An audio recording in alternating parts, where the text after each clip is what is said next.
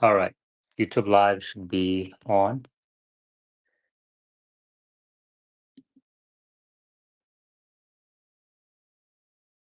And we have Omar in here.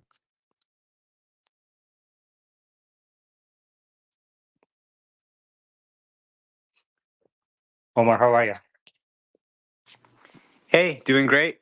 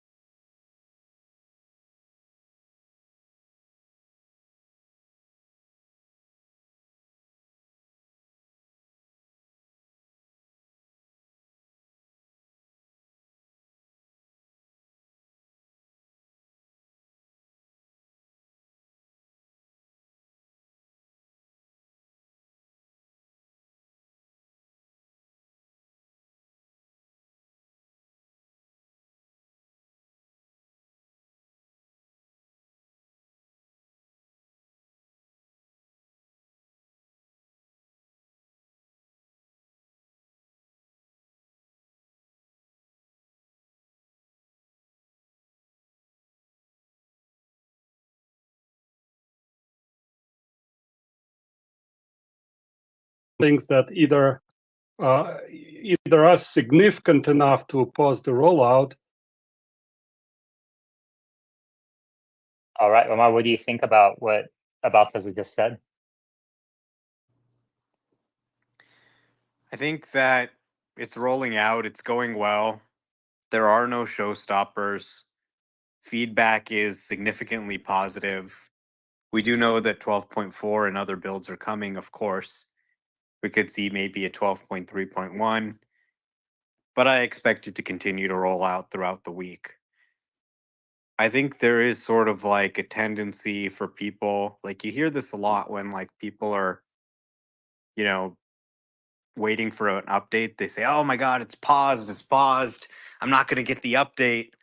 But a lot of times it's just sort of how the rollout works. They're not necessarily sending it out every second. You might say, "Okay, we got a target of like this many percent.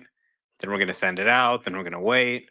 If everything looks good, we'll send it to a few more percent in a few more days."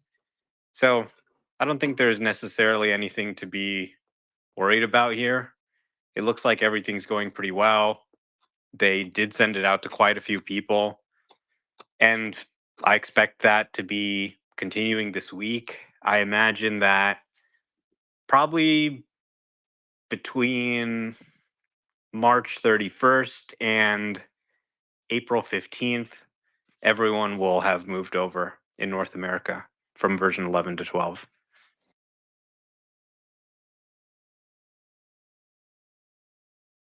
All right, great.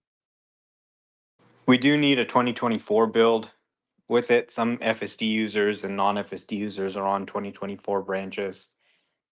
So we need a new build for that, whether it's 12.3 or 12.3.1 or 12.4, we'll see. But if you're on a 2023 branch that's behind the FSD 12, then you could get it any time.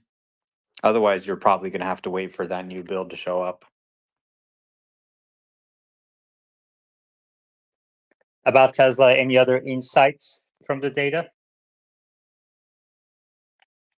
So yeah, as Omar just mentioned, I just want to confirm that it's right now it's only going to the 2023 branch.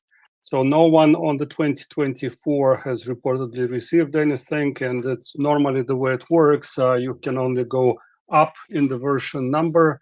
That has been the case so far. So basically, majority of the cars right now are actually on the 2024 branch, but about, I don't know, I'll check, about a quarter of the cars are still kept on the 2023.44.30 branch. And I think it's done intentionally so that, most of the FSD beta testers would be kept there so they can be eligible for this update. So that's how it looks. So in other words, so when I say eligible cars, I mean that those are on that branch, 2023.44.30. And that's out of those eligible cars, about 10% have received the V12.3. If you look at the entire population and the entire fleet, the way it's represented at Tesla Phi, then we are talking about 3%, 3.1 or something percent of the 3% of cars. global or US states? Well, I think it's significantly shifted towards US. I mean, I'm not sure exactly what the percentage of the cars on Tesla Phi are in the Gotcha. US. But I would imagine Gotcha. that majority are in the US. So China is not represented that much. Yeah. Europe is represented, but still probably US is a bigger portion. So out of that fleet, and of course that 12.3 is only going to US and Canada now. That's but based on whatever the proportion is, based on that sample, a little bit more than 3% currently have the version 12. One other observation I wanted to mention, and I think I'll post the breakdown shortly. I'm seeing a very interesting shift, like disproportionate shift between states. So looking at the data represented with Tesla Phi, I see that some states are represented in a big quantities, other states are not represented at all. Like, for example, well, until initially it was California, obviously dominating everything, like 98% or something was California, until the last couple of waves when other states started rolling out actively as well. So, for example, I can see now that Virginia is represented in big numbers. But, for example, my state, Ohio, is missing completely. Out of bigger states, I mean, I don't see New York represented at all. I have Omar, have you heard anyone in New York receive? I mean, there might be some minor cases, but I don't see any statistics. So New York is missing, and some other big states are missing too, which is kind of interesting. Yeah, I mean, I have heard of people in New York using it. I think Bradford also took it to New York City. He didn't notice anything sort of unusual driving it outside California. Obviously, the data set we're working here is a little bit limited, so it could be that there's some issue and they're not rolling it out to certain states. But it could also just be that the cars that got it in that state aren't on Tesla Phi or Tesla Scope. The increase in non-California cars kind of suggests that they're adopting a rollout strategy where they're saying, okay, send it out to a few different states. They had very few cars that were sending it out to, some non-California states. Then they probably waited for data and feedback from those cars. Once it looked good, they said, okay, we're now clear to expand to more people in the state. And that's probably why we saw a wave of updates go out and that were disproportionately non-California. But it doesn't seem that there's any state to me being, blacklisted or anything like that, or that they're not ready for it yet. it's possible they could do something like that. But yeah, I think it's pretty much just rolling out to everybody. This is the moment we've been waiting for, the wide release. But it's important to stress that 90% plus of people do not have it yet. So you hear a lot of comments on Twitter, a lot of sentiment like, oh my God, I'm the last person who doesn't have V12. And it's like, no, nobody has it. It's starting to roll out. You're seeing some people tweet about it because they have it, and you're thinking everybody who has it, but you're not seeing the 90% of people who didn't get anything go out and tweet, I got nothing. Right. So it's annoying that they have to roll it out this way, but ultimately it's to make sure that it's safe and that they don't mess it up. And they've been extremely successful in doing these updates, rolling them out. So we kind of just have to wait a little bit. But within a few weeks, 11 will be gone and everybody will be running 12. And pretty much everybody who's tried 12 has been blown away.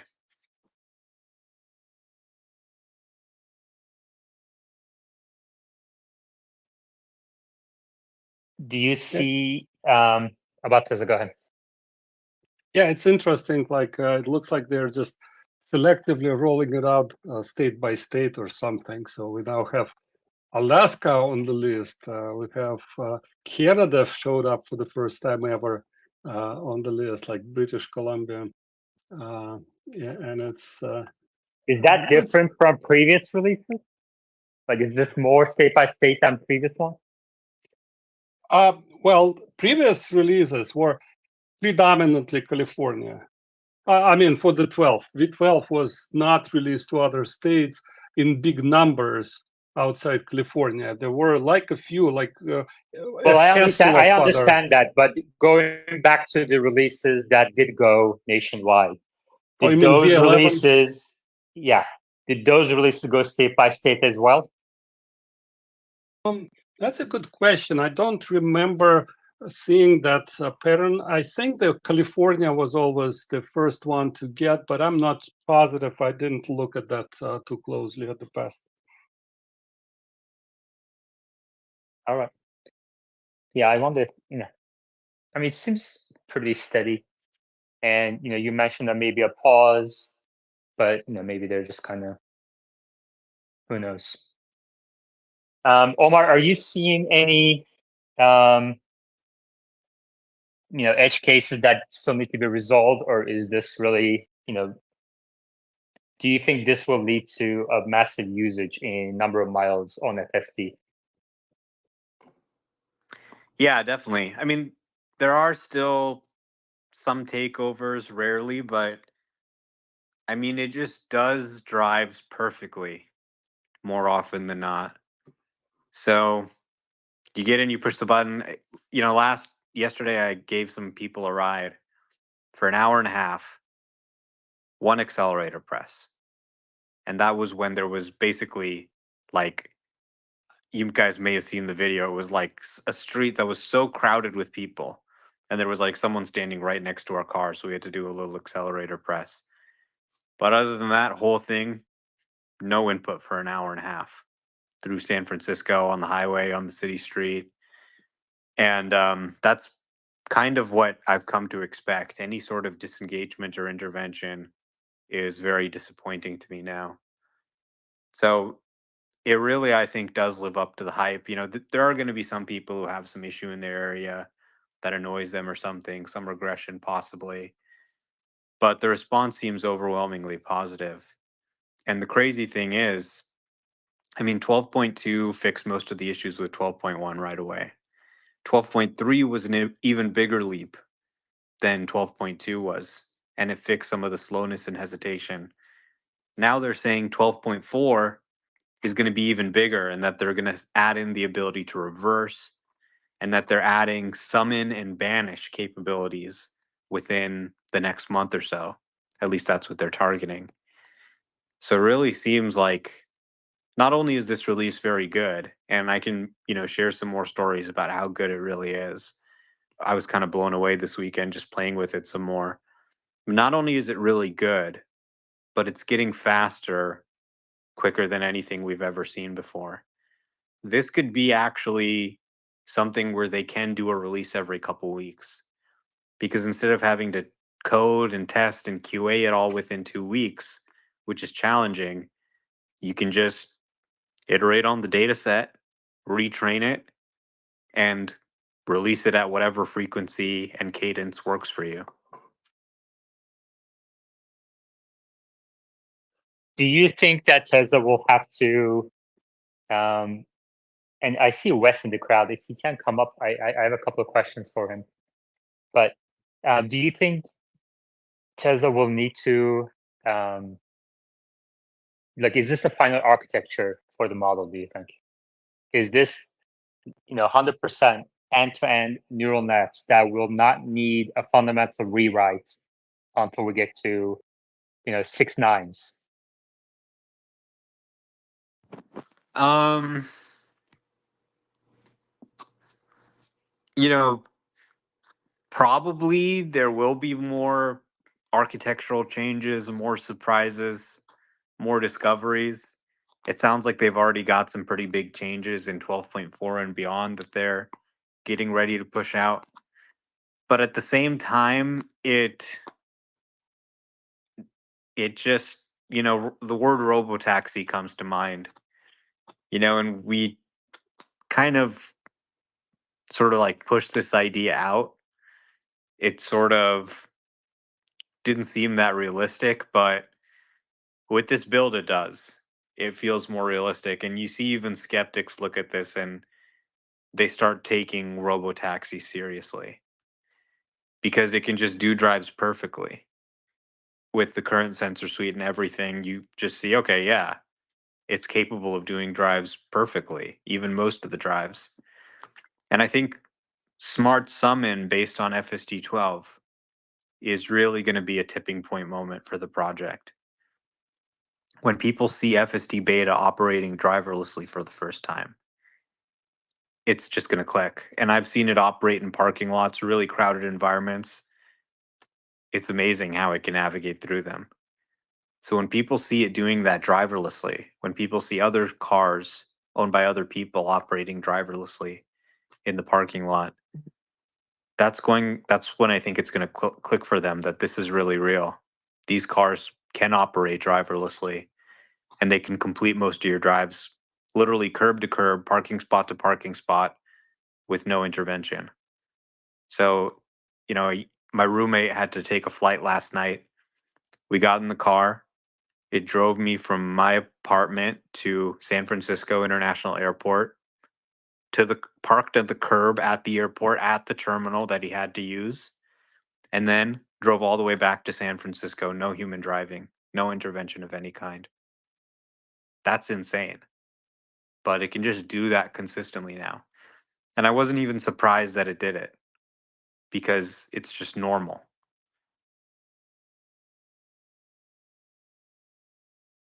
Shiva. Hey everybody. One question I have for Omar and Yaman. What's the biggest positive change you've seen in FSD v12.3? Sorry if someone already asked that.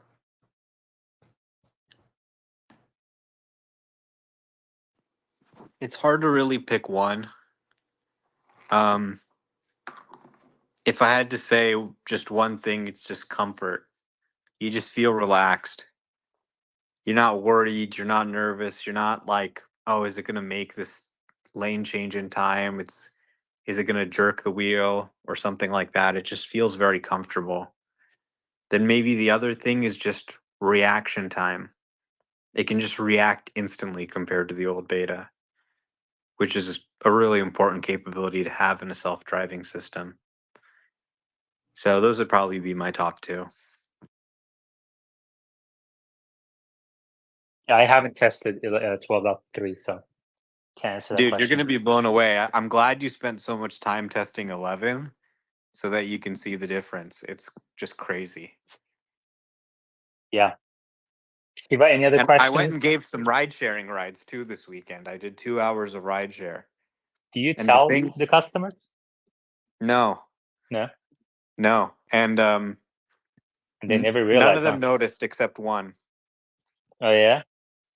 Yeah, nobody noticed the car was driving. And the guy who did notice, he only noticed because he looked at the wheel and saw that I wasn't touching it. Oh shit, that's hilarious. But it did literally every single Uber drive with no takeovers on any drive.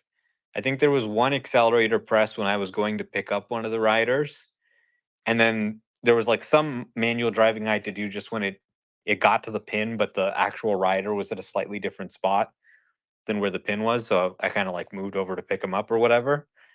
But other than that, the software did everything. And that was kind of an eye-opening moment for me where it was like, this thing is literally performing rideshare rides. Like this is what we're talking about, robotaxi. Obviously, it needs to do it with a very high degree of reliability, but it's able to do many of these rides already. What people are asking it to do, it can drive there on its own. And I'm just driving around and I'm looking at all these Teslas in San Francisco, and this thing is just performing driverless or performing rideshare rides without me touching anything. And the light bulb kind of went off. Like this architecture may be much more powerful than I anticipated. Like I was originally thinking going into it and with my first versions of 12, like, okay, there probably are going to be more architectural changes that are needed, more sort of rewrites, that kind of stuff. But then after using this more, it's like, okay, this architecture may actually be capable of a lot more than I was letting myself expect. Scott, Hey guys, first off, I just want to say thanks for everything that you guys do. First time speaker really, but listen all the time. And I appreciate all the information you guys share. Two questions. What do you guys think it's going to take? I've heard a lot of comments about great experiences up in San Francisco in that area, but outside of that area, there's been some folks that spoke about difficulties. I'm on the East Coast in a smaller town. It probably doesn't have as many Teslas as California does. What do you think it's going to take to get those areas up to speed? And I have one other question.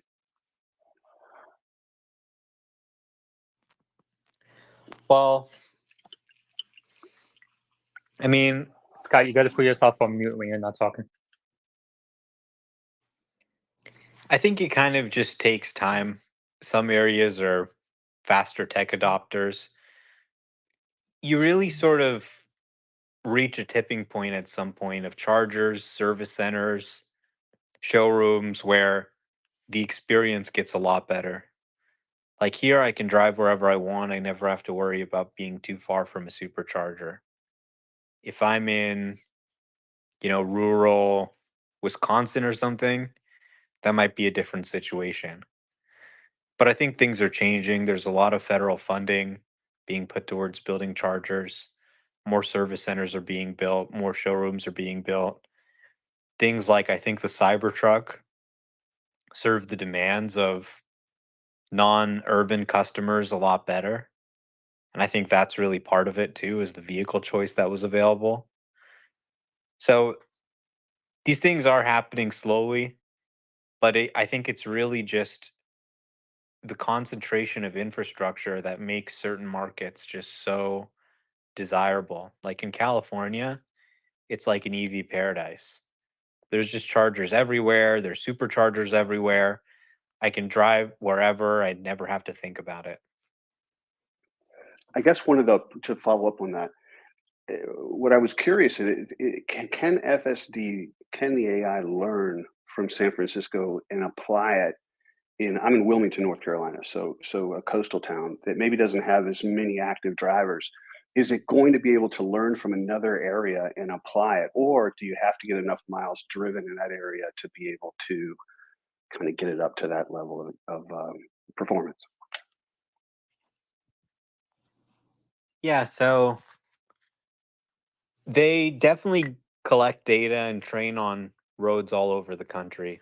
So even though there's more Teslas in California, they'll sort of undersample examples from California and they'll oversample other places. So let's say that there's 10 Teslas in California and there's one Tesla in North Carolina. They would maybe pull 10 clips from the car in North Carolina and one clip from each of the Teslas in California or something like that, just like as an example, so that they're sort of balanced, right? So they try and get a good representation in the training set of all the different scenarios that they're going to see. That's And super helpful. yeah, and the fundamentals are the same. Ideally, what you want to do is you want to train a model that can generalize. That's not California specific or specific to any state, but that actually just knows what physics works like. Okay, here's a road, here's a car. I need to not hit the car. I need to stay on the road. If you can sort of learn those fundamentals in a general way, then in theory, it should be able to move around anywhere on the planet. Perfect. Last question for me. When you go on a test drive, do they allow you to test drive FSD, or do you have to have certain number of miles in the car to be able to have it activated? I was curious about that. Yeah, Thanks. you can test drive FSD, but just make sure that you go for a test drive in a car that supports FSD. The new Model 3 currently doesn't have FSD beta. But if you go and drive a Model Y or a Model S or X, from what I've seen, the test drive cars do currently have FSD beta on them. Thanks, Omar.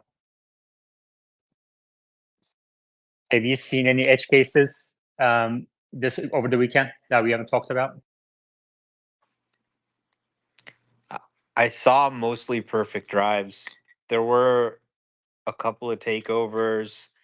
Today I had to take over because I felt like it was getting too close to this sort of trailer. But mostly what I'm seeing is just perfect drives, perfect, smooth, comfortable drives. I can't believe it.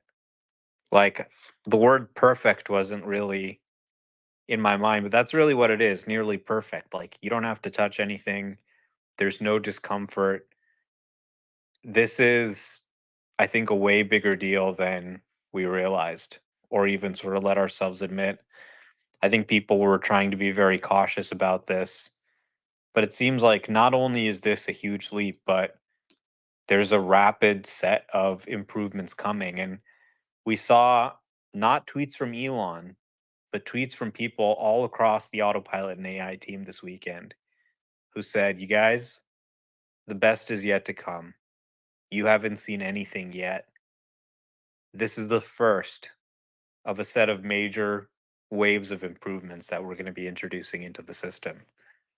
All right. So I was like, holy shit, this thing that's already driving around perfectly is just the beginning? Are you kidding me? And this is what Ashik is saying. This is what other people on the team are saying. I mean, I'll try not to get too excited before we actually see it, but if what they're saying is true, I can't even imagine what these next few builds are going to look like. A1Xs.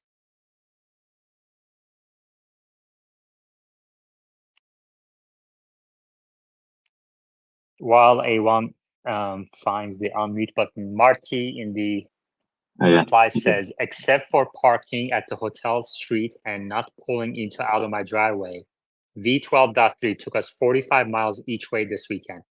We could have been sitting in the back seat, Marty Irving says in the replies. A1. Hey, how are you? Very interesting conversation you guys have here. I wanted to ask you if you think what effect FSD Beta 12 will be on the NAG, on, how much do you think it's going to change on user needing to, pay attention to the road? Because I heard the wheel is not working, so you actually have to move the wheel. And when I'm driving, it just feels like a really unnecessary thing for me to do, and I'm still on 11. And the second question is, do you think that some of that FSD magic will somehow make itself into wipers, so it'll improve wipers as well? Omar. So the scroll wheel to dismiss the nag does work in 12.3. So because 12.1 and 12.2 were very early builds, they turned the nag up to 11. They called me and told me this, someone from the autopilot team. They said, look, we're turning the nag up to 11 in these first few builds. We are going to roll it back later. So I said, okay, great. So in 12.3, they rolled it back. Now the scroll wheel can dismiss the nag. So I've gone back to having no nags, and it works fine. As long as you're paying attention, you don't need to be nagged. The nag's days are numbers. It is completely unnecessary and arguably makes the driving less safe. And with V12, it doesn't make any of these sort of jerky, erratic movements where it's like suddenly swinging one way or the other, the way the old software did. So the software is actually getting to a point where your hand doesn't need to be like ready to grab it at a moment's notice as much. More of the interventions I'm seeing are more just sort of like give it an accelerator press or something, very calm sort of interventions, not the kind of like frantic grabbing the wheel that you saw with the other version. So I do think they'll remove it. Start with highway, remove it there first. Um, then, remove it on the city streets as well. I've outlined a plan for how they could do this. I've said, maybe after they've driven a certain number of miles, allow them to turn it off. And I came up with the whole plan, and Elon said, yeah, I like this. This seems like a good way to do it. But I don't know, it's probably some discussions with NHTSA or something. But the fact that they scaled back the nag on 12.3, I think is a very good sign. So I could see the nag being removed as early as this year, potentially. There's no technical factor that's stopping them from removing it. It's really just when they and NHTSA are feeling good about doing it from a safety perspective. And I think that moment is approaching fast. Amy? Hey, Yaman. Omar, did you try out U-turns yet? And when did you first get 12? When did I first get 12? I think I got it in January, like right before the earnings call. So I've been using 12.1, 12.2, 12.3. 12.3 is my favorite. It does do U-turns. If it gets to a cul-de-sac or something, it can turn around. Um, I did have a takeover where it wasn't able to sort of make the U-turn successfully. It didn't have enough room. So I had to take over for that. But generally, it does do the U-turns and it completes them successfully. It's going to be really important to have that reverse functionality. That's the one missing piece because it can do everything now. But the one thing I have to take over for is to reverse. So in that U-turn scenario, if it were able to reverse, I wouldn't have had to take over because it could have just reversed itself and then continued on its way. But because it can't do that, I had to disengage and do it myself. So now Ashok is saying that in the next few releases, they're going to be merging in Smart Summon. It's going to be able to reverse. It's going to be able to do sort of 3-point turns to get out of parking spots. And then they're going to be essentially feature complete. It'll be able to do all your driving all day, theoretically. If there's no interventions, you won't have to touch anything at all. Do you have any idea when the next release is coming out? 2 weeks. That's their sprint schedule. So, like in software development, we have sort of, like this thing called sprints, right? So you typically have some work and you say, okay, we're going to meet and we're going to figure out some tasks that we want to do. We're going to assign some things to the team members and we sort of have 2 weeks to complete this task. So you sort of break the task up into these little 2-week chunks and then you do the sprint and then you take all the features that everyone worked in those 2 weeks and it becomes a release, right? So, okay, one guy made some updates to the UI, one guy made some updates to the back end, whatever. Everybody do it in 2 weeks. Cool. We roll it up, we release it all together. So that's why he says 2 weeks. Now, in reality, especially with the old system, if anything sort of goes wrong in that period, anything delays it, then it's not going to happen within 2 weeks. But I'm hopeful that with this new architecture, we could see a more regular update schedule where wouldn't it be great if we really did get an update every 2 weeks? I mean, I don't want to hold my hopes up. This still needs to be QA'd and everything like any other software, but without having to have the code and the surface area for bugs there, I think there is a potential for regular software updates that are sort of every 2 weeks or at least every month. So is this release isn't going wide yet, right? It's only in the US and Canada right now. But Amy, before you join, about Tesla gave us an update, and currently there are about 10% of the vehicles that are eligible to get it that have it. And among the fleets, about 3% of the vehicles have it, and there seems to be a pause. And this is consistent with the previous dot updates. You know, it kind of rolls out to a larger group, and then they collected enough issues to work on, and then they pause it, work on that, retrain the model, send it to a larger group. So, you know, hopefully we'll get a 12.4 sometime soon. yeah, this release went out to more people, so I was hopeful that we'd see more, but okay.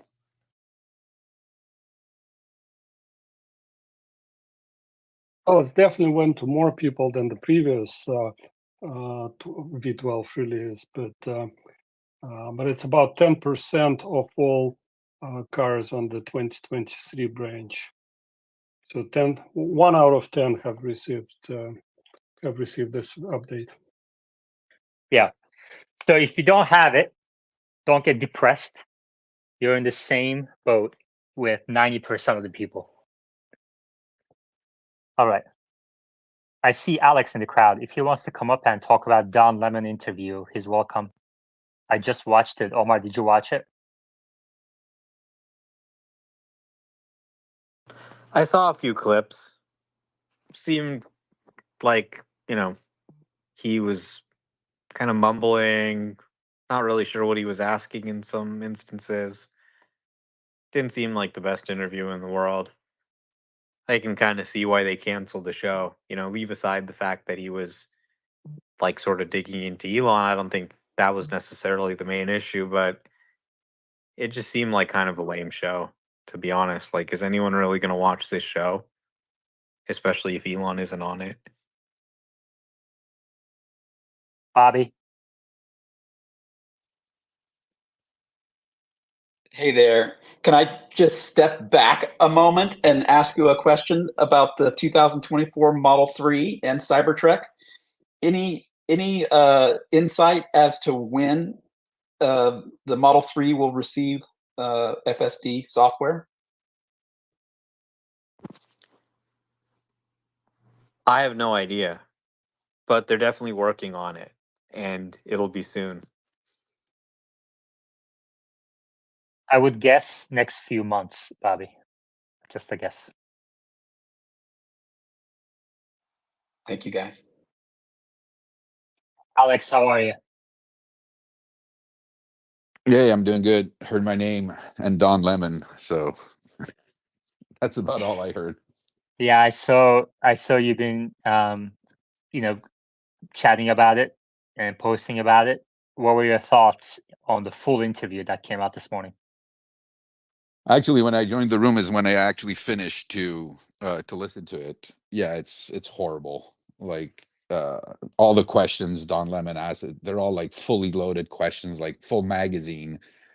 And he so like sanctimonious, and he has his agenda. He's not interested in hearing Elon's perspective. It's obvious. He's there to basically, oh, got you.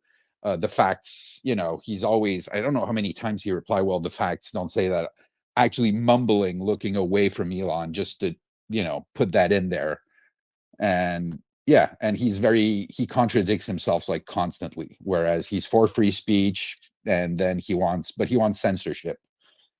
And one thing that struck me also is like he slid that somewhere, like he said, well, what's going on in the country right now.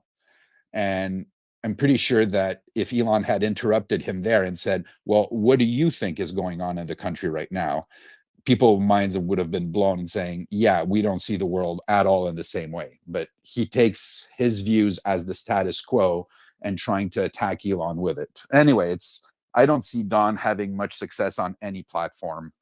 You could see that he's going to be on YouTube, on Spotify, he's going to be on X, and I'm pretty sure that within a year the show is going to get canceled and he's going to move on something else, probably get rehired by mainstream media or something. That'd be my guess.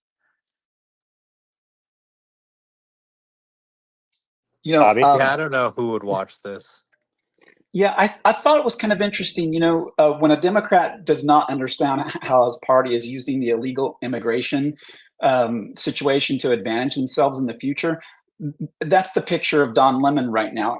There was a segment almost about 20 minutes in where, and that's where it kind of started going off the rails, is when he was either playing dumb or he truly does not know how his own party is using illegal immigration to advantage themselves in future elections. And I found that almost jaw dropping. I've never seen anything like it. And the whole thing about DEI, it's basically the same thing. He goes on to, saying that, are you against DEI? But, like there's X many percent of black people and women and this and that. And Elon basically says it should be like on merit, on character, on integrity. He named those three things. But DEI, the whole point of DEI is to basically, and he didn't mention that, Elon, but like discriminating hiring practices based on skin color or gender is illegal. So again, they want to do something illegal because they see something good in it. But then when you say, well, the standards are being dropped to let people in to do the effective DEI thing, well, then there's no proof of that. Well, you can't have it both ways. You can't say that, well, we're going to force people to do DEI and be more inclusive, and we're not going to look at merit, because if you're looking at merit, everybody's on the same footing. You go on merit. So you're a good surgeon, you passed, because a lot of things were about surgeons. It's like actually the standard should always be going higher, not lower. And then that's it. Then you get what you get. You get women, you get men, you get black men, you get white men, you get Asians, you get everything, but you get it on merit.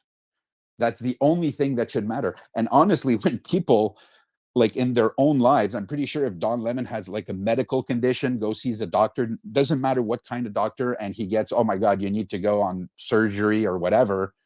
Like his friends are not going to say, hey, listen, I got this Asian doctor or this transgender doctor, you should get a second opinion. People never say stuff like that. People will say, there's the best doctor. That's where you should get a second opinion. He's the head of the whatever department.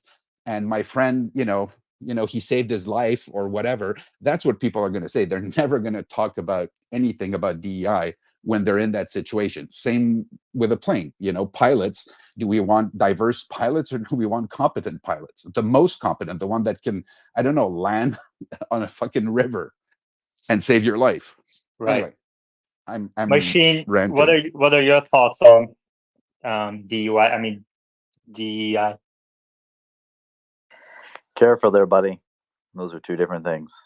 And the one time a cop pulled me over and asked me if I had been drinking when I was 20, I told him, I don't drink the earth's poison.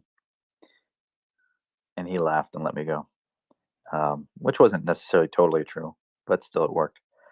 I mean, I thought this was a Tesla space, but I'm totally fine talking about these topics. First of all, Don Lemon, I expect him in another year or so to come back after Trump's elected, which, by the way, my poll analysis says as of now he will be. After he's elected, Don Lemon will come back as Don Orange, and he'll be on X, sympathetic to Musk, and asking more nice questions. He realizes now Trump and Musk have more power, and he'll probably come back. As for DEI, I mean, I totally agree with Alex. I find it absurd. As a white person, it's really hard to just kind of take these things personally because, of course, I've had a lot of privileges because have gorgeous blonde hair, and that probably has helped me. I'm tall, and but when I notice it, for instance, in the Bay Area, a bunch of Chinese friends mentioned how like their kids couldn't get into certain schools or universities because they're Asian. There's too many. They said, nope, you can't have this many. I'm like, gee, that sounds like discrimination. And no, it's affirmative action. No, we gotta force a certain quota for everyone. I'm like, well, if you're forcing to try to help one group by pushing down another group, that seems like hypocrisy to me. It's kind of like people saying, this person killed someone, murdered someone, so we should kill them. Killing's bad, so we should have capital punishment to kill them. And I'm kind of like, well, that seems kind of, hypocritical. So I'm fully on board with criticizing DEI, and I actually believe Musk, when people made this perceived anti-Semitic tweets when he was talking about the Anti-Defamation League, which was founded by a bunch of Jews in the U.S., saying that they were basically hypocritical. I didn't understand it at first, but now I do, because they were really for supporting anti-discrimination against Jews. Jews weren't allowed. There were quotas for Jews to get into universities in the U.S., and so they were fighting back against that. But then it turned into DEI for everyone. And what's happened now that they've pushed for all these minorities to get affirmative action, to get all these quotas in place, they've been turned on. The Jews, the ones who founded this organization, have been turned on. Now they're the white person, apparently. And now they're being criticized by these same groups that they were helping to support. And that's what Musk was getting at. And it's kind of, there's canaries in the coal mine now. It's not about, I don't really have as much empathy for white people complaining about losing jobs, but I get it. Now I see it with certain minorities who are perceived as white, Asians, Jews. They are being discriminated against currently, and that's a bad sign for where things are going. And so we got to push back against that. I'm glad the space is sticking to its limited to no politics schedule. Now that you told us about your thoughts on racism and DEI, and do you have any thoughts on abortion? No, I mean, no, okay. No, but listen. Sawyer, I think you talked enough. Sawyer, welcome. How are you? Good. What's going on? Nothing much. I saw Elon's reply to you about your petition. Would you like to tell us about it? Yeah, he just basically said it was a good petition. I think he just said that to bump up the signatures, and we did. We got another 1,000 signatures, so we're at 10,800 roughly. There's no specific number I'm trying to reach. It's just like as many as we can, I mean, truly, the more the merrier, right? Have you heard any? Did anyone from NHTSA or any other organization reach out to you about it? No, and I wouldn't expect that. Yeah. I mean, they may at some points, right? That's a lot of people. It's a lot of signatures. I mean, how many petitions get 10,000 plus signatures every day? Yeah, I don't know. I mean, how many NHTSA petitions get that many signatures? Not many. I don't think there's that many NHTSA petitions. Right.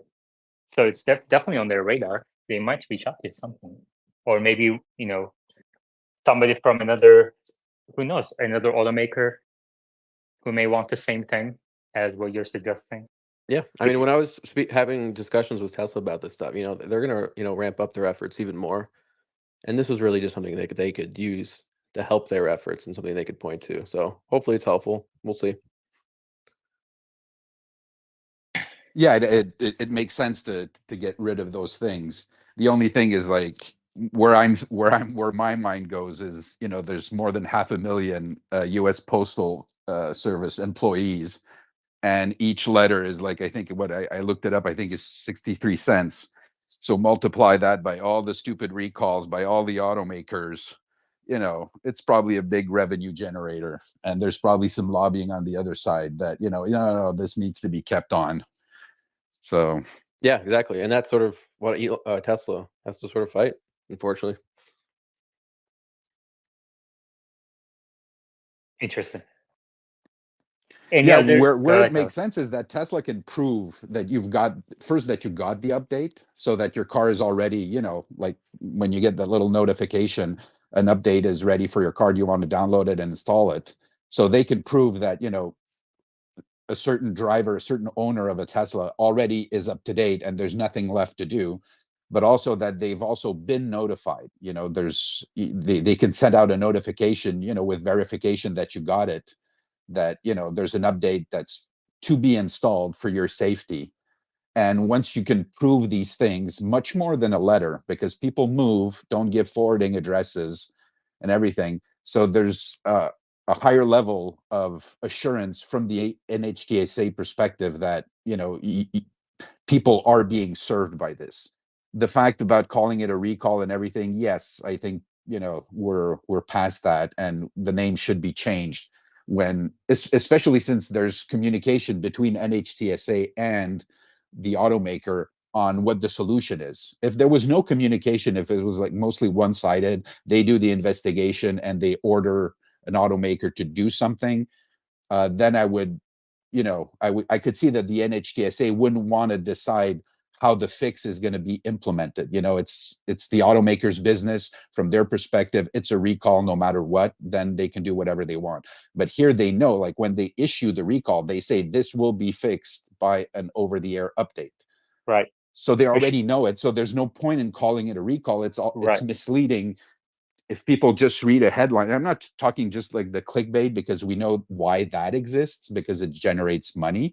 But from the organization's perspective and their objective of the NHTSA, they're not about clickbait. They're about giving the best information. And when they know it's, they should have another name for it. You got listen. Brazilians like to talk, so it's hard to keep them quiet. I did a deep analysis, and I found that the demographic distribution of Tesla owners is not matching the demographics in the US exactly.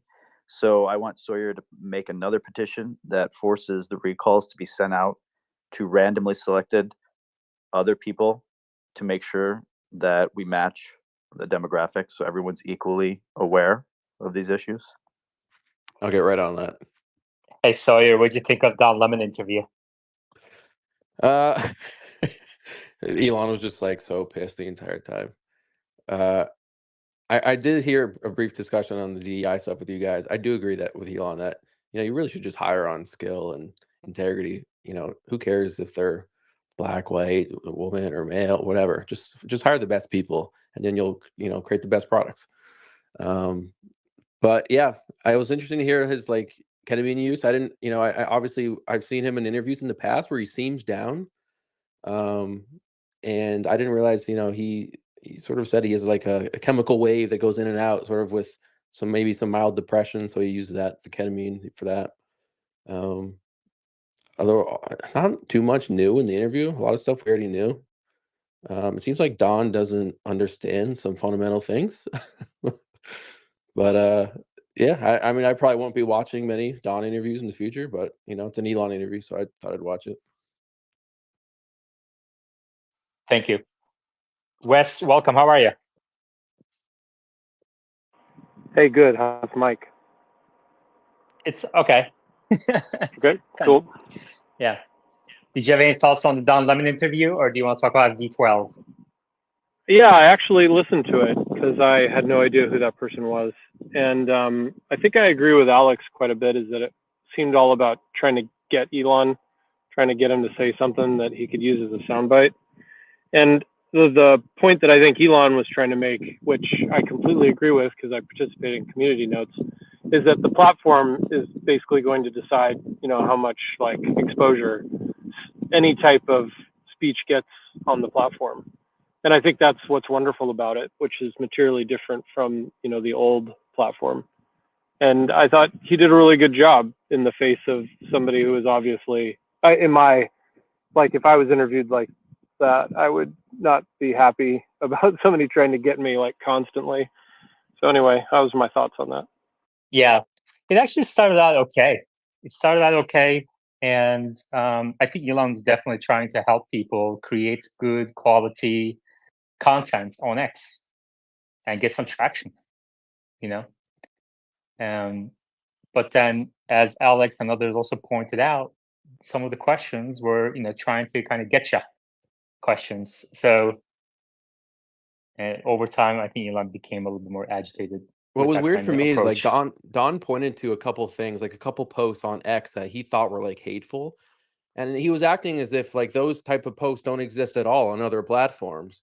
And it's not like if there's 500 million posts a day, it's literally impossible for any social platform to be able to police every single post. I think as long as X is, which is what Elon alluded to, is not promoting those posts actively and knowingly, like, then it's fine. Obviously, they can't sift through every single thing perfectly. No company does. Look at Instagram. There's crazy stuff on there, Facebook, even YouTube. I mean, it's impossible to police everything. Alex? Yeah, just two little thing comment on this. Yes, of course, but again, he was specifically trying to ignore the difference between something being posted and not viewed, which Elon tried to explain to him, and something that is viewed because it is being shared. So hateful speech that is within the law is allowed, but is not being shown to anybody. So this is where he was blocking. The other thing I want to mention, because Sawyer said, Elon was pissed. I think I would just caveat that with, to me, he looked more like very annoyed. But what also came through is that no matter the gotcha question, Elon was like very comfortable answering everything, even the ketamine. He has nothing to hide. He has nothing. He probably would have preferred not to go into like his personal medication, things like that, but he was like very open. He has like nothing to hide, and he was, at the end, I think he was getting pissed because I think this is where, like, okay, we're going to give a contract to this guy, and this is the type of thing we can expect. This is the first show. It was supposed to be like a launching platform for Don Lemon. This was not to Elon's benefit directly, and he just saw that the whole thing fell apart. So at the end, he was like, "Yeah, this ain't gonna work." He's talking about merit, and Don has none, and he's talking about integrity, and Don has none. So yeah, I think by the end of the interview, like maybe 10 minutes before the interview, he knew that he was gonna cancel the contract. Yeah. Henning. Yeah, I think this interview was beyond shameful, to be honest. Every single question was designed to get him, in my view, and especially the ketamine questioning was, I mean, it's just not right to throw such kind of questioning towards him.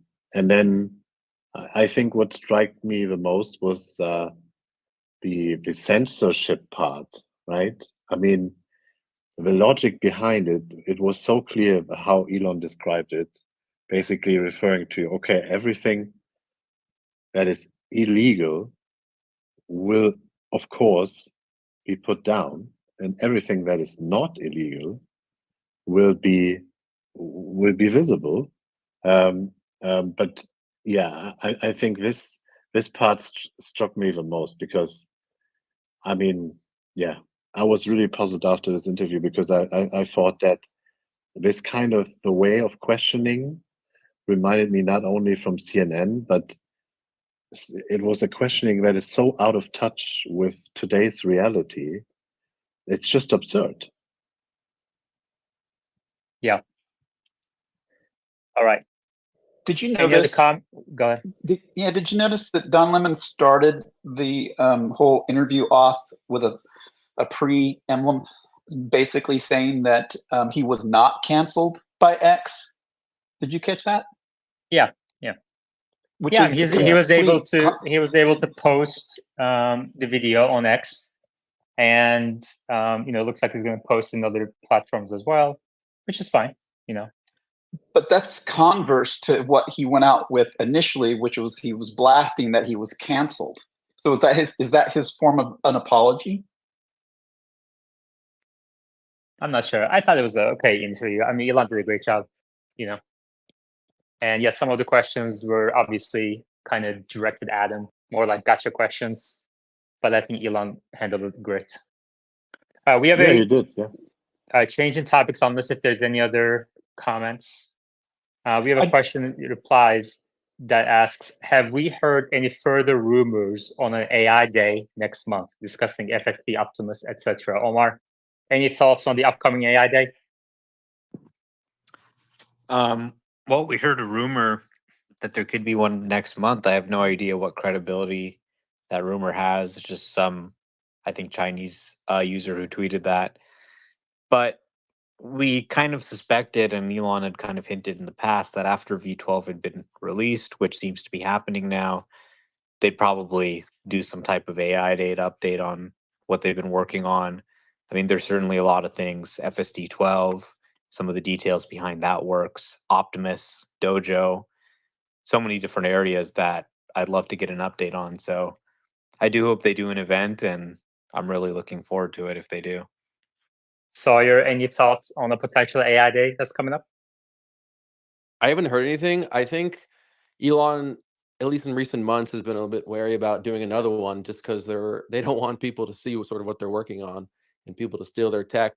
I think if the pace of innovation is fast enough, it shouldn't really matter. But the main goal of these AI days was to just recruit talent. So if they feel like they need more talent, then yeah, I think they'll probably do one. Otherwise, they seem to be making really good progress with the talent they have. So doesn't mean they can't use more, but we'll see. Alex? Yeah, I was just gonna say, like when they were recruiting events or mainly recruiting events, they went into the weeds that most, journalists was way above their pay grade. Now, and that's where, the theft came in, the worries about it. That I think they can do an AI day that is not for recruiting purpose, but more for, giving an update to stockholders and journalists and so on and so forth. And without revealing, going into the weeds of how they're doing everything. I think that would be beneficial. Yeah, and beyond that, like I think a lot of people feel like Elon is distracted outside of Tesla and doing. I think he could make it clear, like, look how incredible the progress we're making is not only a Tesla bot, but obviously FSD 12. That's incredible. So yeah, I could see a benefit to doing it.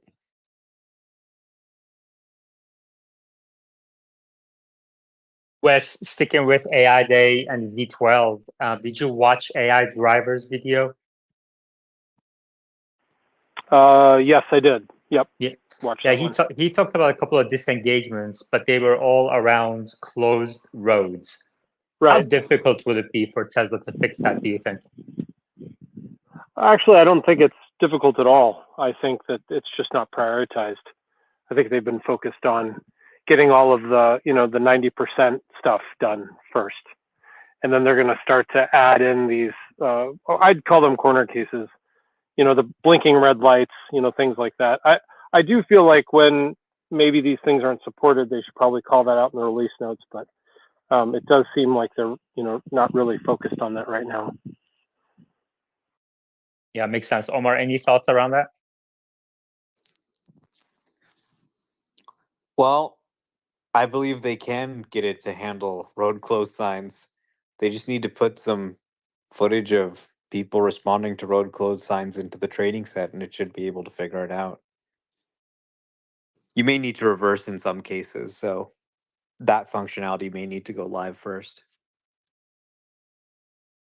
Yeah, Ishak said reverse is coming soon, right? Yeah, he did. Yeah, I mean, it's almost feature complete now. Almost there. We are getting there. We're right on the cusp of being truly feature complete, which hilariously enough, Elon started saying, we're going to be feature complete in like 2019. Here we are in 2024, and we actually have something that is, it was mostly feature complete before, but reverse, parking lots, summon, auto park. Once those ship, we are 100%. You could get through an entire day driving and never do any manual driving yourself potentially. Any questions on V12? Please request to speak, or any other topic, please request to speak.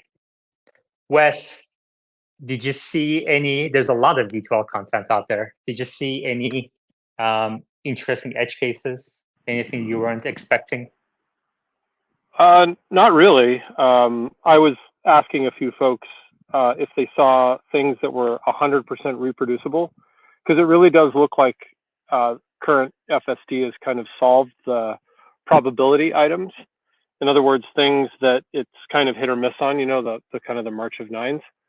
So it does actually kind of feel like they're on that. And it's kind of a big statement to say, but the things that I saw from the videos, I haven't driven it, just to be perfectly clear. But some of these videos are pretty spectacular. Like I think it's Tesla Geek did a whole bunch of dual lane roundabouts with traffic, and it nailed them. And I've never seen it do that, so I'm excited to try that. Obviously, there's other potential issues that may come up with this build, but from the videos that I've seen, like it really looks, and I'd love to hear other people's thoughts too, but it looks like they've kind of solved the probability cases. The other things that it's not doing, like these blinking red lights and construction zones, it's kind of really, like in the, maybe it works 1 out of 10 times and it might get lucky, but these other things that it's doing, roughly 99% of the time are really amazing. The human-like stuff in the clips that I've seen has just been amazing. The hazard light interaction in particular has been phenomenal. Its ability to vector all of the moving objects in the scene has just been amazing. The pedestrian, the VRU interactions have been amazing. Cyclist interactions, scooter interactions, motorcycle interactions, all of these things look very human-like. So I was very happy with those. I think what really has me excited for FSD right now is that Elon said Tesla's compute constraint is starting to lift somewhat. So I think we should see even quicker and rapid updates and progress with FSD in the coming months and into the end of the year.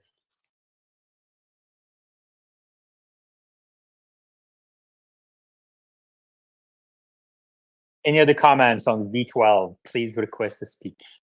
Sawyer, do you have 12.3? No, I haven't been able to use it yet. I really want to though. Yeah. If somebody is in Sawyer's area, maybe they can give you a ride. Bradford, welcome. How are you? Doing well. You're coming from a distance.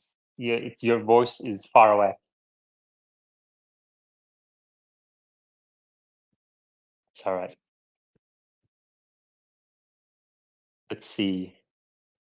Omar, question for you.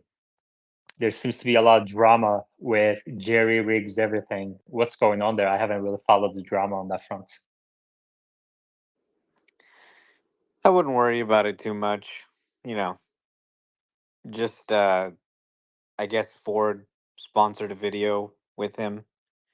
So someone actually died last month in Texas because someone was using Ford Blue Cruise, and Ford markets it as this hands-free driver assistance system, but the reality is you actually have more takeovers than autopilot. And basic autopilot obviously comes standard on every Tesla. It's free, active safety's free. Blue Cruise, I believe, is a special option package on some cars, or maybe they now include it standard on some models, obviously not all models. But then I believe it's something like $80 a month or something a year. So, pretty expensive functionality for basically what basic autopilot offers. I think they added an auto lane change now, but you have to push the buttons yourself. It's not like FSD where it'll just make the lane change for you. So someone actually was using this, and a car had broken down, and so they were stopped in the lane, and the Blue Cruise car just smashed into it, and the person that got hit, the person in the van in front, died. So the NTSB has launched an investigation now. So Ford is trying to do some PR on this. And so they've been doing a few different promotions. One of the things they did is they paid him to do a sponsored video. So that video came out just a few hours ago. And over the weekend, before the release of the video, he was basically making some comments about FSD, saying, "Oh, you still have to keep your hands on the wheel. Imagine paying $12,000. You got to keep your hands on the wheel. Tesla's just level 2, just like everybody else. Everybody has what they have, that type of thing. So, kind of uninformed comments. It was just interesting with 12.3 rolling out and so many people just blown away by the improvements they're making to, at the same time be sort of shitting on FSD and trying to promote Ford for this video. I also, if Ford paid me $100,000 or something to promote Blue Cruise, I probably wouldn't take it just because I couldn't promote a technology that I think is less safe and doesn't get updated as frequently.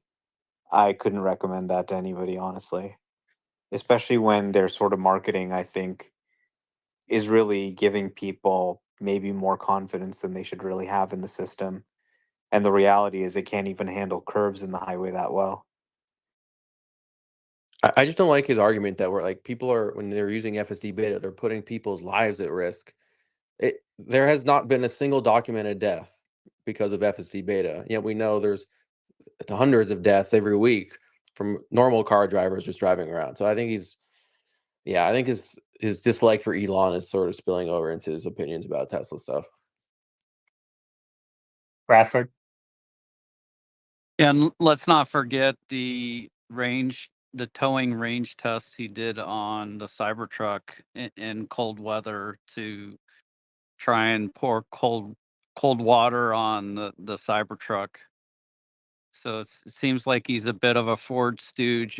Equating 12.3 to Blues Cruise is just simply heinous. Like the Ford can't even attempt to do any of this stuff that even version 11 is doing, and version 11's decent.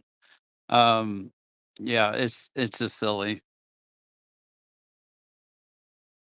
I think a lot of people get caught up on the fact that Tesla requires you to like touch the steering wheel every 10 to 15 seconds with a nag.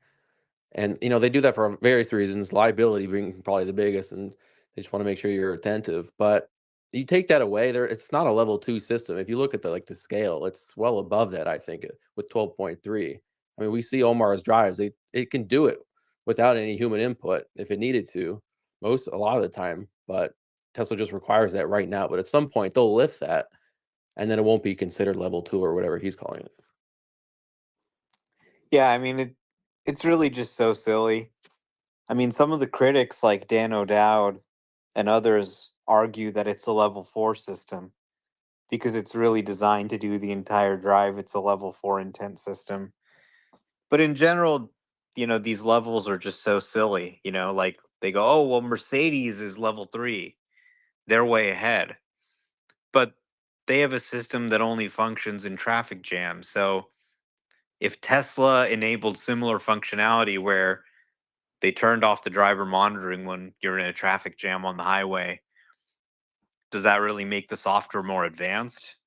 I mean, it might be nice for users. Users don't like the nag, but the actual technical driving ability of the software hasn't changed. So in general, I think people focus way too much on level 2 versus level 3 versus level 4. It is sort of kind of a put down, oh, you're just level 2. But, it's a very broad category. It's like saying an Atari and a PlayStation 5 are both game consoles. Yeah, they're both game consoles, but that's a pretty broad category. You can have much different levels of technology within that category. So, like a Waymo, for example, is a level 4 system. They can drive without a driver. I ride in it driverlessly all the time. Yet at the same time, the other day I was driving through San Francisco and I saw a human driven Waymo. I was driving on the highway. All the Waymos on the highway still have human drivers.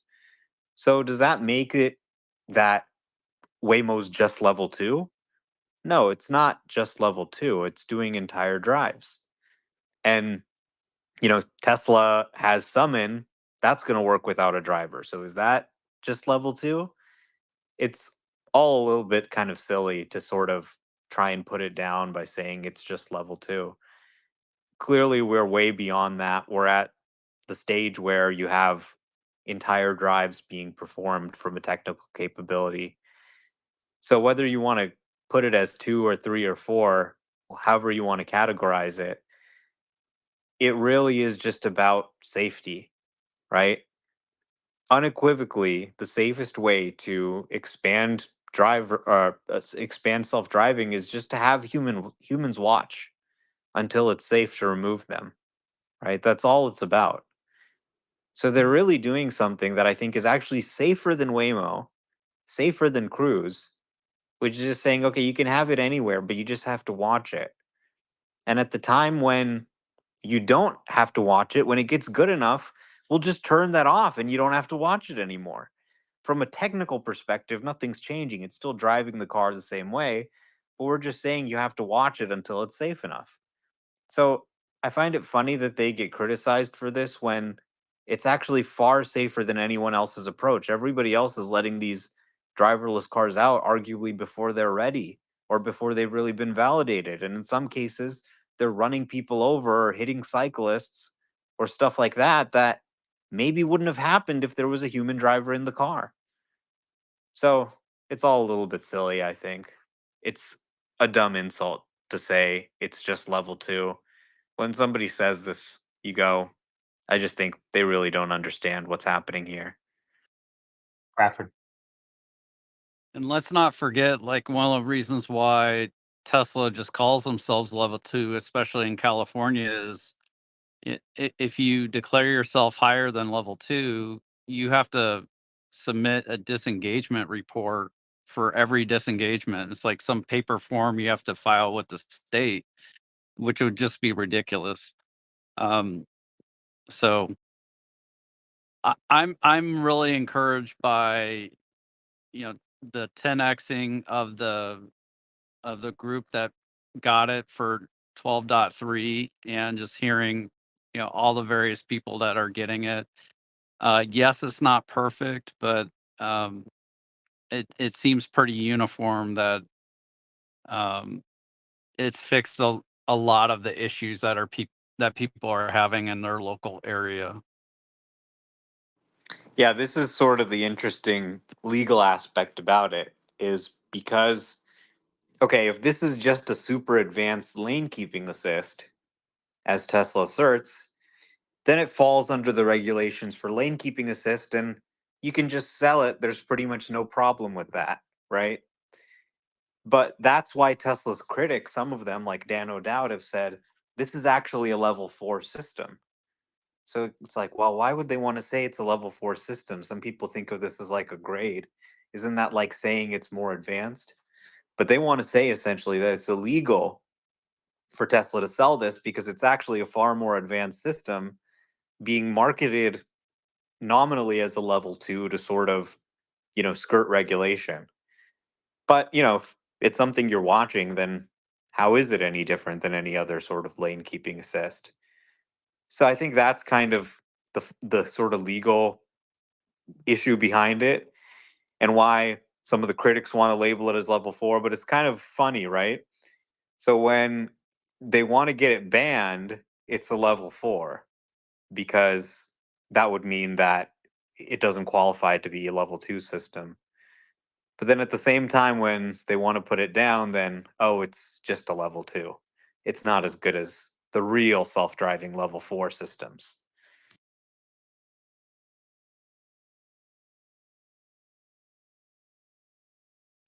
Any other questions, comments on V12?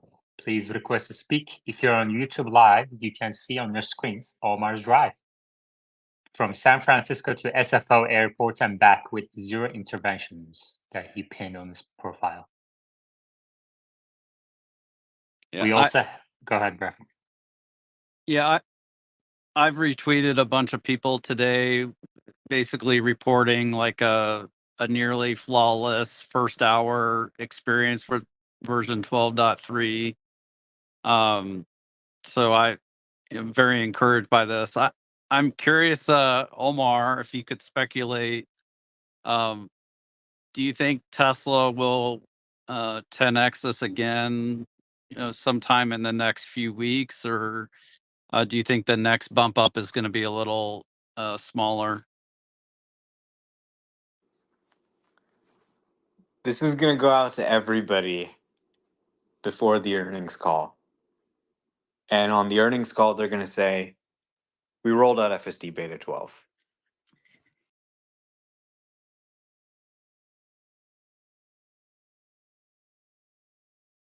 Now, within that range, it's really dynamic. You have to evaluate it on a case by case basis, right? You're going based off the data that's coming in, you're responding, you're making adjustments as necessary. That may mean it stops for a little bit, they make a change, they roll it out, they perform additional testing. They want to make sure this is done safely. But we're in the home stretch here. This is out there, it's rolling out, it's running widely across every state, including Canada, that has access to it. And this is really happening. And the hype is real. It's really that good. It's fixing a lot of problems for people. It's looking good outside California. We got reverse coming. We got smart summon. We got auto park. Everything is suddenly happening very fast.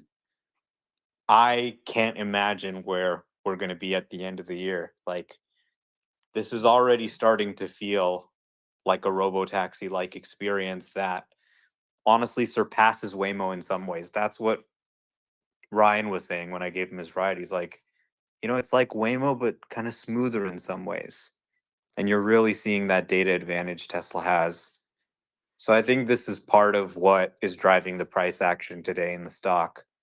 You'll hear people say, oh, it's because they raised the prices $1,000 on April 1st. That may be part of it, but I think some of the smart money, some of the VCs, some of the hedge funds, they understand the AI themes and they understand what the implications of this could be. Yeah. Expectations are so low that I think it's not hard to surprise people. Yeah. Just a quick note. I want to appreciate everyone here. We have about 500 people at this moment in the space. Throughout the couple of hours that the space is on every day, we get thousands of people in and out listening to all things Tesla. And if it wasn't for the Patreon subscribers, a few dozen Patreon subscribers, this space would not happen. So I want to appreciate all the Patreon subscribers and all of you who helped me get to monetization on YouTube Live and all the members on YouTube Live as well. Everybody who sent tips so that this space can stay open and free for all. Alex? Well, I just wanted to correct Omar and say that Canada was not a US state. It's a country like completely separately. America's hat. We have Xander on the board. Xander, I believe, has an update for us on, is it the wife test or the mom test, Xander? Yeah, it's better than the wife test. Don't tell her I said that. I won't. So what did your mom say about FSD? So I shared a video in your space that shows my mom, which was not an approved post from my mom, but she had no choice. It was such a compelling video that I had to share it. But basically, my mom despised FSD. She would grab the oh shit handle that doesn't exist, which is funny to see every time because she would just grab the air, and and she didn't like my wife using autopilot. They came in about a week ago. I moved. I purchased the house at 2.75% interest, which has nothing to do with the FSD. But I needed help moving, so my parents flew into town and we finished the move. And all the days that we ended up driving, wife tried to use FSD like she's been doing to keep our insurance rates down and all of that fun stuff. But ultimately, the video just shows that, this is the moment where moms approve. We had a flawless ride of, I think it was like something like 6 miles of, all kinds of turns. We left the parking space from a shopping center and went directly to our house. intervention free, very very smooth. That's what she noted. So to have someone that doesn't like technology, isn't financially motivated by it, it working, to actually give an honest opinion, and she's in I'm a Ukrainian, Eastern European mom that will tell you exactly like it is, to go ahead and give it the seal of approval. The video was catalyzed by her making a comment and me saying, "Whoa, I need to grab. This is going to be good. I'm going to grab the video." So all she said was, "Wow, that was perfect," and I just picked up my phone immediately because I knew this was going to be gold. And what she said was just natural, unscripted, first take, no doctoring or anything. And it was it's really that moment where the haters can't really hate anymore. It's that good. I want more experience with it. I took them to the Yeah. airport last night, and I had about a 70-mile round trip from Before you go on, Yeah, I go ahead. put the video on your screens on YouTube. I also at the top of your screens on X, and there's a write up and there's a 1 minute video. So as you talk, people can watch your mom, and she's talking around. She's got a big smile, talking with her hands and everything. Yeah, she's a kind person. So yeah, I afterwards I had a 70-mile trip from the Cedar Park area to the airport, intervention free, except one moment where I have it in chill with them in town, and it was in the right lane where there was some kind of construction, and the line markings weren't very clear, and it started to like swerve toward the right in order to center itself, and I immediately took over. With them in the car, I'm not gonna do the Omar thing of letting it figure it out. If I was alone, I would have, but that was the only intervention. So I went to the airport and back with no inputs. My dad is blown away by the technology, and he's. I posted another video prior to this one of him commenting and laughing. You can hear it, how just like the it's so impressive to people who are old generation, and it's doing what it's doing. So yeah, That's awesome. I'm really Does impressed. does your mom have a Tesla? No, she does not. We handed down our 2012 Subaru, to her, so that's what she drives. Hmm. Yeah, that's a nice write up you got here too. Thanks, Xander, for coming up and explaining it to us. You got it. Machine. I just wanted to know if your mom is single. Your mom is looking for someone. No, but someone retweeted and said that my mom touched her heart, and everyone made jokes about my mom touching her.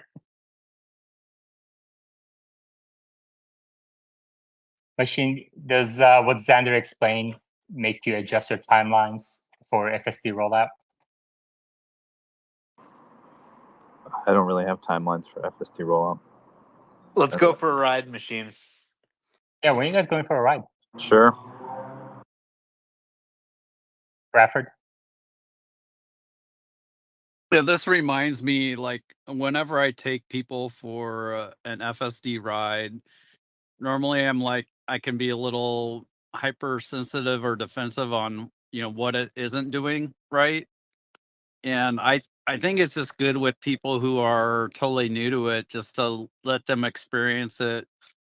And usually, like, they're blown away by how good it is.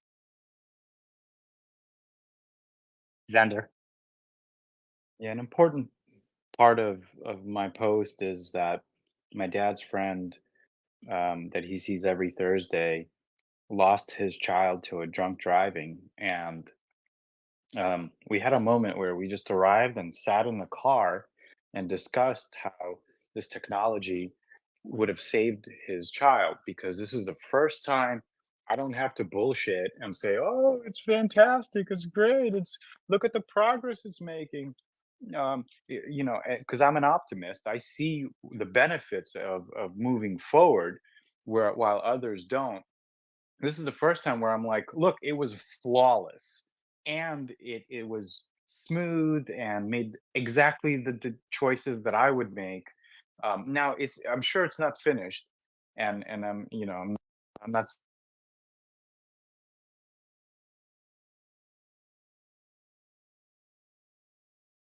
go that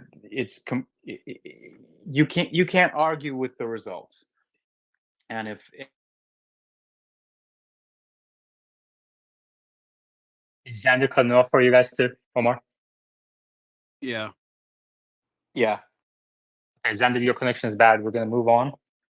Let's see if there's anything else we want to discuss. I got a question for Omar. Yeah, go ahead, Bradford. Omar, you spent a lot of time with V12, and I'm wondering if you'll update your thinking now with version 12.3. Do you feel like it's safer than version 11 now?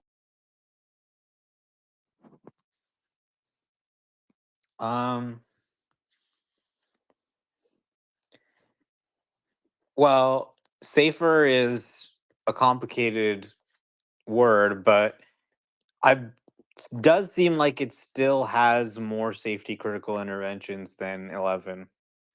So they say they think it's sort of surpassed 11. I think in many ways it has. The natural sort of driving style is a lot safer. It gets itself stuck in weird scenarios and stuff like that that are unsafe a lot less. It doesn't do these crazy jerky motions. The number of perfect drives is higher. Um, it needs a little more polish whereas the last version of 11 I used was extremely polished. I had almost no safety critical interventions ever. Um, so I think really with probably 12.4 they'll surpass it in every way, including safety critical interventions. Errors and safety critical interventions have been trending down hard from 1.1 from 12.1 to 12.2 to 12.3. And I expect that to continue. Each leap is kind of bigger than the last. And yeah, my mom and everyone else really loves FSD beta 12.2. It's the kind of thing people comment on if you point it out to them, if they're judging it and you ask them, they go, "Oh my God, yeah, it's so smooth." But if you don't mention anything to them, then they don't even notice that a human wasn't driving. Actually, even my roommate, who's an FSD user, we were driving with 12 to the airport, and I said, "Isn't this version of FSD great?" He's still running 11 on his Model Y. And he was like, "Oh my God, yeah. I didn't even notice you had it on. It just doesn't feel like FSD. But now that you mentioned that it's been on the whole time, it is just so smooth. It literally that was the video to the airport. It literally did the entire thing practically perfectly. And that's kind of just crazy to think that my car has the technical capability to drop me off at the airport on its own and come back to San Francisco. Pretty wild. So is a safety critical? Is it just pulling out at a bad time, or is it trying to run up behind cars? Like, if you had to categorize what you've run into so far with version 12.3, what would it be? Well, like I said, most of my drives are perfect. Like yesterday, I drove around with it for an hour and a half. Only one accelerator press, zero interventions. So I have more zero intervention drives where nothing goes wrong, and I have actually like zero intervention days where I don't have like a takeover all day, which is something very new. With 11, usually you'd have at least, some takeover every day, at least, if not multiple a day. And so it's very different to have zero takeover days. Yet at the same time, I was driving it this morning and there was a trailer, and it was kind of a trailer where the cargo was a little bit far back on the trailer. So the trailer essentially had kind of a long narrow overhang, if that made sense. It was like a truck towing some construction equipment or something like that. And I felt like it approached the trailer too quickly. It wasn't slowing down enough, and that it was getting too close. So I had to disengage to prevent what I felt like it maybe could have hit that trailer. So that, and actually, maybe that would have happened in V11 too. But when I was on the highway, um, using the old highway stack, it kind of responded late, but then it did stop and maintain its distance from that trailer. But then when we got off and it went back to V12, then it was with the auto speed, I felt like approaching it a little too fast. And maybe it would have slammed on the brakes or something, but that's what I mean when I say there is still a little bit of roughness. There probably are more safety critical interventions. But I think by 12.4, especially as they continue to refine it, it'll be surpassing 11 in every metric you can imagine. Joseph.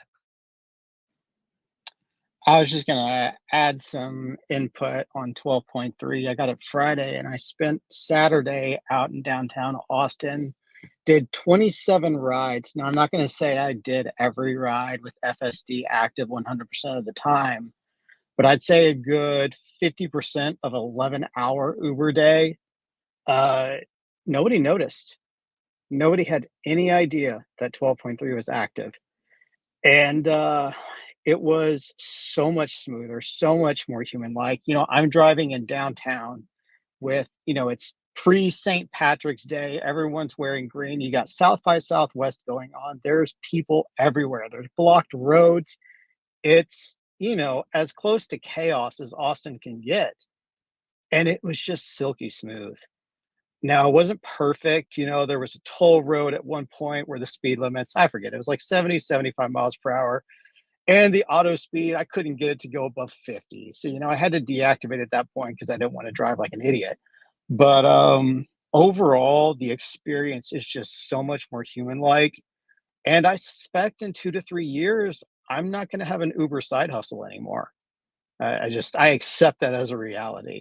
It's getting so good. Thank you, Joseph. Omar, I see you posted something about Waymo. Are they testing in DC now? Well, they announced that as their next target for expansion. There's typically a pretty long process between them announcing a city to actually starting testing there, to actually launching on an invite only basis, to launching for public customers. But I found it to be significant given it is the seat of the federal government. If you have Congress people, regulators riding around in these things, seeing how far they've progressed, maybe that'll sort of wake them up to the urgent need for national self-driving legislation. Currently, if you want to operate a driverless car, you need to get a permit from the state's DMV. So it's very much on a state by state basis. You go to the state of California, the state of Texas, the state of Arizona. And amazingly, for example, Cruise got their permit revoked in California. So now they're looking to relaunch in Houston, Texas. So isn't that kind of odd that you can get your permit pulled in one state, but then you can still operate in other states? Shouldn't there be one national sort of oversight of this? So I think that's kind of something that inevitably is going to have to be done. And maybe seeing driverless cars around will sort of wake our government up to how far behind the regulatory aspect of this is really on a federal level. We've had legislation considered a few times for self-driving car related items, but it's never been able to pass through Congress because they just can't pass anything. Thank you. We talk about a lot today. This has been going on for about 100 minutes, coming up to 2 hours. We talked about the Don Lemon interview quite a bit. We talked FSD v12.3. We talked about Jerry Riggs Everything. Any other questions, comments, please request to speak. And in the meantime, if you'd like to support the space, the link to the Patreon page at the top of your screens.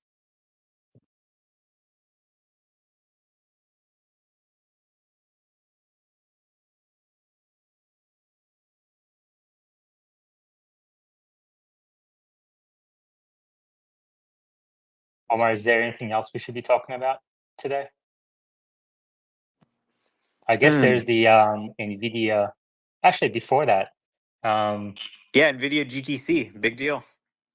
yeah, but before that, just a quick. Rivian is now able to charge on the supercharger network, right? So today's the day. Yeah.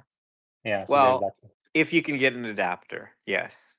So it's Right. kind of like, okay, you can charge here, but then Rivian doesn't really have the adapters ready for their customers. So they're sending emails out. You're gonna have to opt in if you want one sent to you. And so some people are a little frustrated. They're maybe looking at third-party adapter options. I wonder if the Ford adapters will work. But you know, growing pains. I'm sure this will all get sort of sorted out. And yeah, it's great to see the supercharger network opening up. I think this is a huge, huge watershed move for EVs. That was completely necessary. These legacy auto EVs, which, you know, you think about it, for every Tesla sold, there's one non-Tesla EV sold in the US. And they've given EVs a completely bad name. So hopefully this starts to change that. Danielle? Daniel? Daniel Simon, you may unmute yourself and go ahead. Okay. Omar, anything on NVIDIA GTC? I haven't watched the keynote yet. I just saw Bloomberg headline: NVIDIA unveiled new chips aimed at extending its dominance in AI computing. NVIDIA showed off new chips at the GTC conference in San Jose, and training and inference. The Blackwell chips, which are made of 208 billion transistors, will be the basis of new computers and other products. Blackwell, named after David Blackwell, the first black scholar inducted into the National Academy of Science, has a tough act to follow. Its predecessor, Hopper, fueled explosive sales, and the H100, the growth has set NVIDIA's valuation soaring. The new design has so many transistors that it's too big for conventional production techniques. It's actually two chips married to each other through a connection that ensures they act seamlessly as one.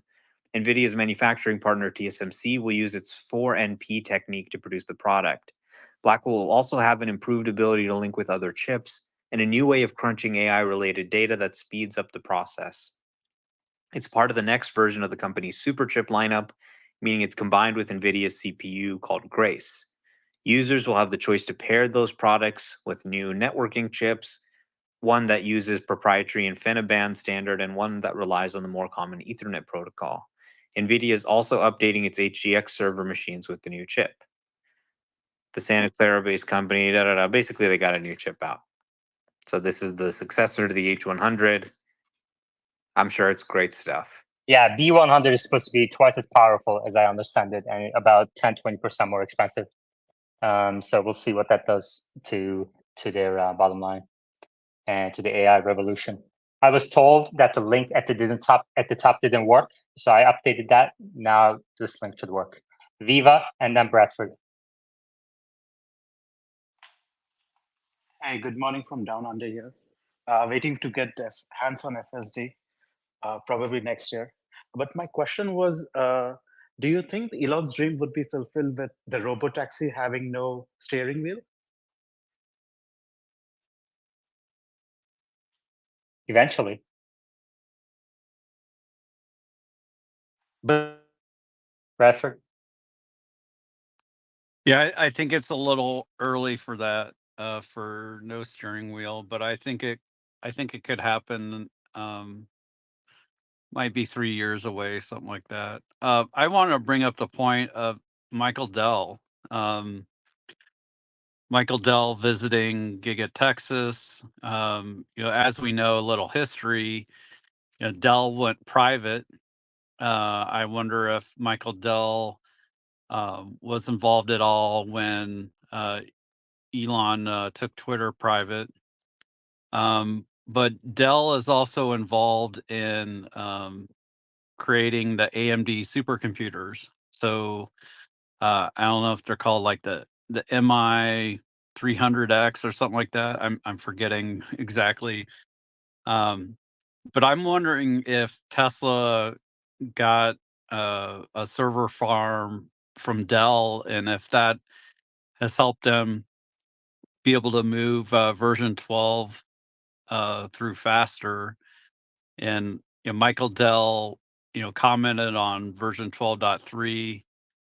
Yeah, I'm wondering about if there's something special to this partnership, and if Dell is allowing Tesla to get more compute.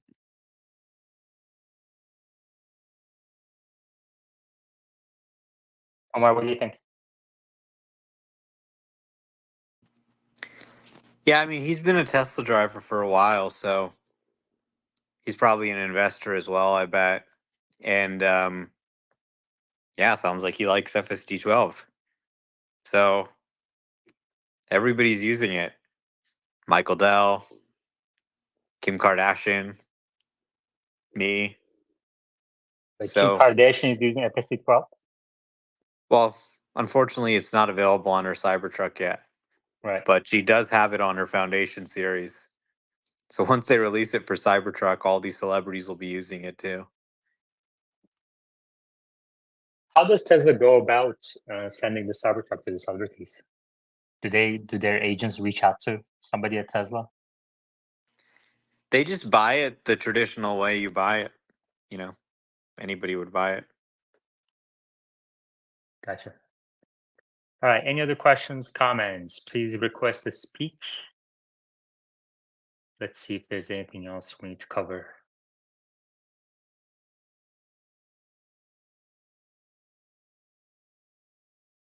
Tesla Model 3 long range has been voted Australia's best urban electric car under $100,000 for 2024 by Drive. We talked about Waymo, looking into DC. Daniel? Hey guys, can you hear me now? Yeah, go ahead. Oh, perfect. I have two questions, one quick on topic on FSD, another one that might be a bit of a sidebar. The quick one is for those of you using already version 12, especially 12.4. Has there been any improvement on the navigation under, sort of like bad to medium weather conditions in Florida? And, it kind of rains on and off here all the time. So I was hoping if there's been any progress by Tesla on that. That's like the quickie one. Omar? What was the question? Weather conditions. Like, has there been any improvement on the drivability of the FSD since 11 to 12? I think maybe Bradford might be, since Omar is in California. Daniel, you have to put yourself on mute when you're not talking. Bradford? Yeah, so I drove at 12.2.1 in Omaha, Nebraska, and it was so rainy that water was splashing up on the windshield. So I wasn't like trying to fjord a river or anything like that, but it seems to be fine. It This whole version of the software um, it can refuse to engage on the highway if it's like really rainy out. Maybe that was a fluke during my trip, but that happened to me in Pennsylvania as I was fleeing New York City. But it seemed to be fine driving city streets with rain and a lot of water. Also, I got to try 12.3 in Cheyenne, Wyoming with snowy and icy streets, and it seemed to be a bit circumspect in the snow and ice. So I'm tentatively optimistic that the newer software accounts for snow and ice. I'm not 100% certain, but the vibe I got when we were driving in Cheyenne gave me a really good feeling that um, it does account for it now. Thank you. Gotcha. Daniel, what's your other question? This one is a bit of a sidebar. It was something I was thinking after the Lemon interview. How Elon says that his personal goal is to sort of like make humanity a transgalactic species, give or take.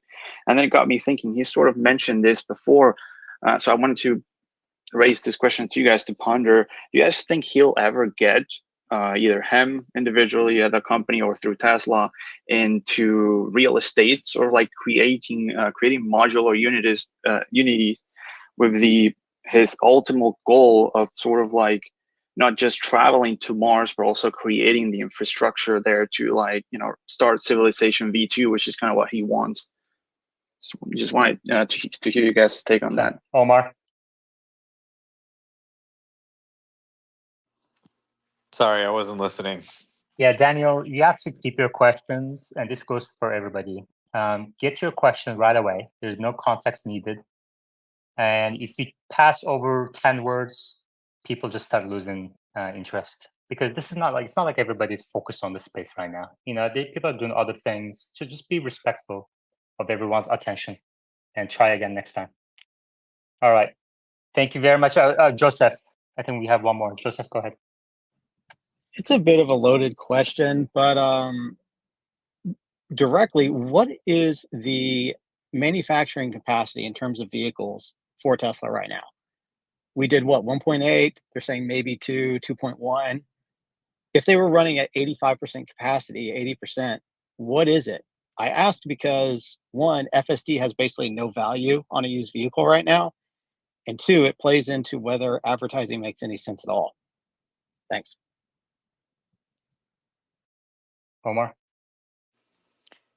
I think they have installed capacity for 2.35 million vehicles or something like that. So they could probably produce over 2 million vehicles if they wanted to this year. I think it's looking like it's more a question of what the demand is at this point than the supply. Yeah, the interest rates need to come down. I mean, we have 10% interest rates right now for new vehicles. That obviously needs to come down but I mean, look at everybody else, GM, Ford, canceling plans, canceling factories, Rivian canceled its second factory. So it's a challenging time for all automakers right now. Yeah, I and agree. I think there's a Sorry. there's a real sort of debate going on. People saying, well, this indicates that EVs are never going to happen. They were a fad. They'll never be mainstream. And many automakers are strategically positioning themselves as if that's the case, Toyota especially. And I don't believe that's going to be the case. I believe the long-term trend towards EV growth is really strong. We're seeing a lot of things happen that need to happen. And a lot of automakers want to push back because of emission standards rising. But I think when interest rates do come down, as Yaman said, those who invested in being able to supply the market's demand are going to do very well. Great. Omar, tomorrow I want to focus on, we didn't get to cover Apple's rumor of incorporating Google's Gemini in the phones. Maybe we can do an AI-focused space tomorrow. All right. Thank you very much, everybody. It's been 2 hours. Enough for today. We'll continue tomorrow, 2 o'clock Central. Take care. Have a good day.